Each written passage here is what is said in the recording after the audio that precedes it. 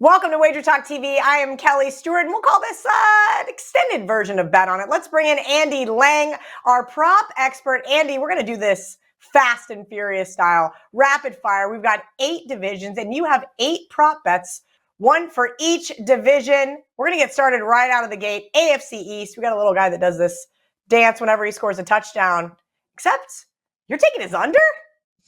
Yeah, when we do these season totals, I love unders because an injury pretty much cashes your under. So I look for these plays that will go under even if the player plays all 17 games. But for this one, I like Jaylen Waddle under 87.5 receptions.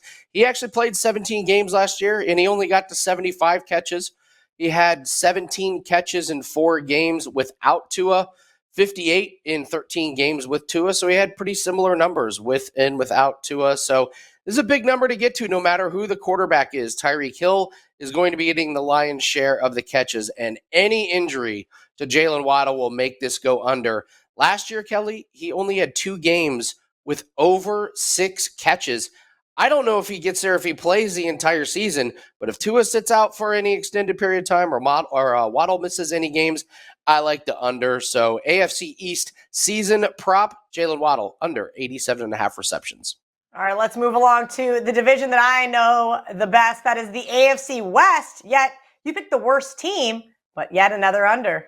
Yeah, when you're going worst teams, you're going under. Give me Davante Adams under 1,300.5 receiving yards. This can be got at plus money at the time of recording this. So he's coming off of a season where he recorded 1,516 yards, but that was with Derek Carr as his quarterback.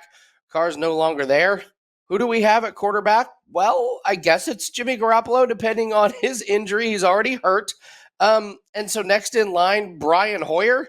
I just don't see this being a real good season for Davante Adams. I think one of the things that could happen here is Davante Adams gets pretty disinterested if Garoppolo cannot hit him on those long routes. Carr had no problem unleashing the ball downfield and letting Adams go and get it. It's not really Garoppolo's game. The Raiders have added Jacoby Myers. They've also got Austin Hooper to the fold. Who knows what's going to happen in that backfield? I think this could be a pretty bad year for the Raiders. I'm sad. This is my favorite team as a kid growing up. I love Davante Adams, but this situation for the Raiders seems pretty bad. 1,300.5 receiving yards is a big number. Again, any injury to Davante Adams, even though he is a horse, any injury, and this is going under. The quarterback position has way too many questions. I don't see any receiver getting near this number in the Raiders offense. So AFC West, let's take Davante Adams under 1,300.5 receiving yards. No surprise, Andy being a Raiders fan as a kid. Now today he's in Indianapolis Colts blue. So I'm going to pivot. We're going to go AFC South next. Tell me why you don't think the Colts are going to have a very good season. Well, they suck. Back to you, Kelly. No, so this is a Colt. Well, Kelly, this number is 6.5. You can also grab it at 7.5 at minus 175 with some juice. I don't think they get to 7 wins, but I really don't think they get to 8 wins. They drafted Anthony Richardson, and he's still got accuracy problems, which is a bad trait for a quarterback. Their number 1 wide receiver is Michael Pittman. Looks like Jonathan Taylor's probably not going to be playing here. Our offensive line has no depth and is an injury risk. Our defense is shaky at best. The Jags are going to be better this year. The Titans just got DeAndre Hopkins. And the Texans, I love the coaching hire that they had. They have some winnable games on their schedule, but not too many. I mean, they get Houston twice, but I think Houston's better.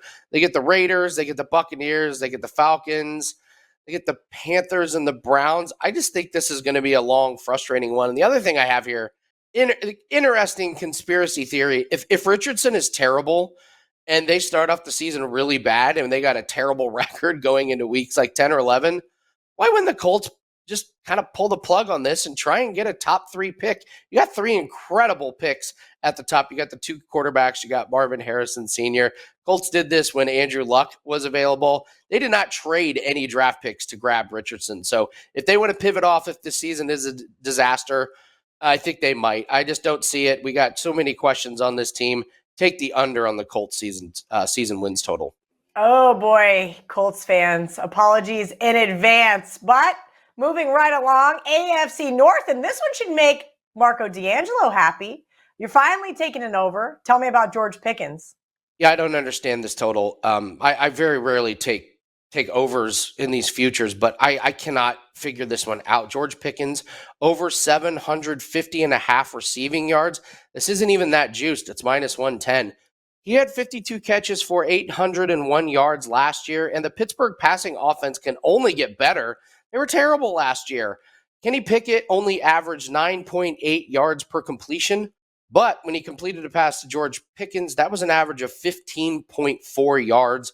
Pickens had 11 games where he had a catch of 23 yards or more. So he picks up big chunks of yards. I love getting another full training camp of experience between these two. Pickens and Pickett can work on their chemistry.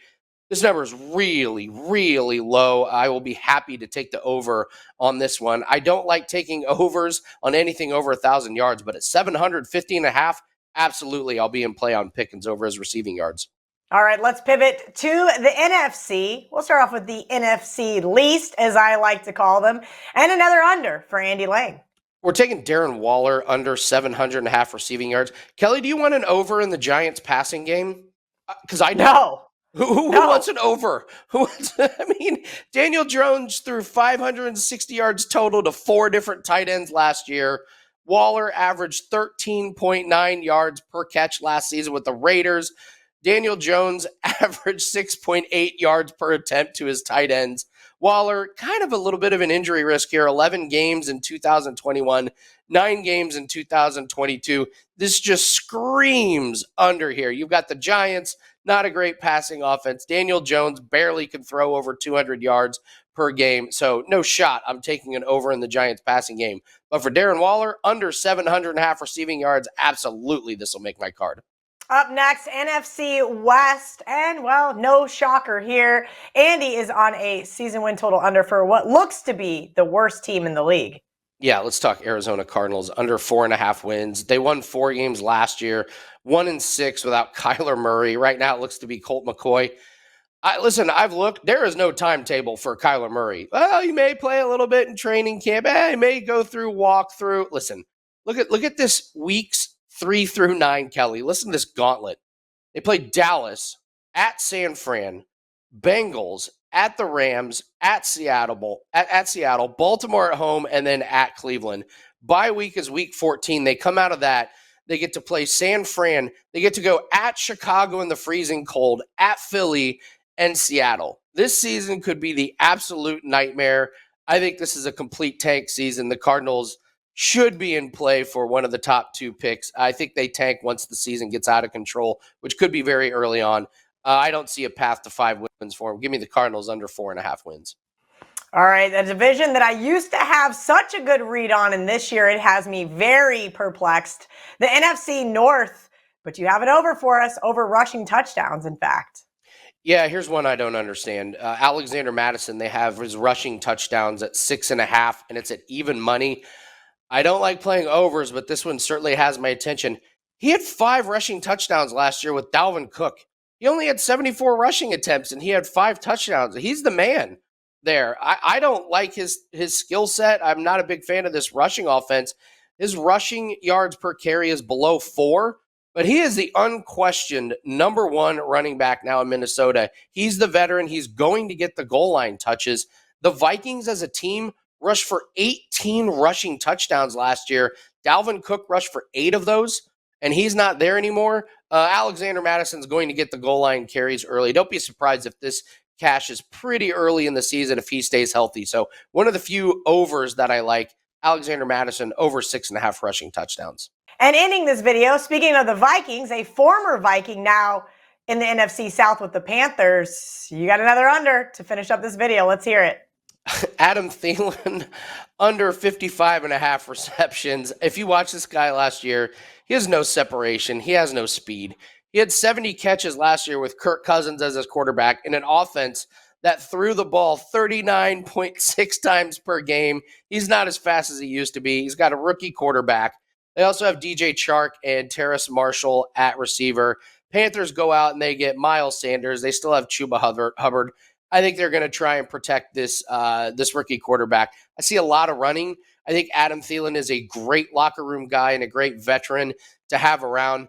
but getting to 56 receptions this year when he's lost a step with a rookie quarterback, no shot that I'm playing an over on this one. So this again is another under. It'll make my card. Adam Theilen under 55.5 catches.